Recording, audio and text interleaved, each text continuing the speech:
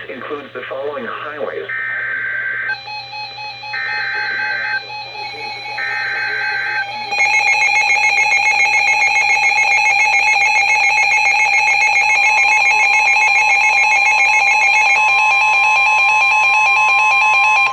The National Weather Service in Fort Worth has issued a severe thunderstorm warning for Denton County in north-central Texas, northern Tarrant County in north-central Texas, northwestern Collin County in north-central Texas, southern Grayson County in north-central Texas, until 9 p.m. Central Standard Time.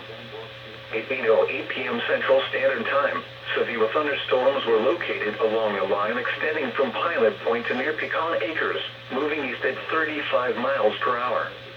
Hazard, 60 miles per hour wind gusts. Source, radar indicated. Impact, expects damage to roofs, siding, and trees.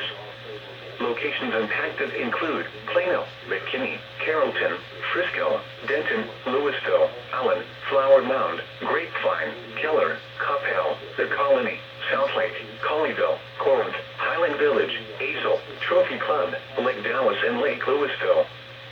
For your protection, get inside a sturdy structure and stay away from windows.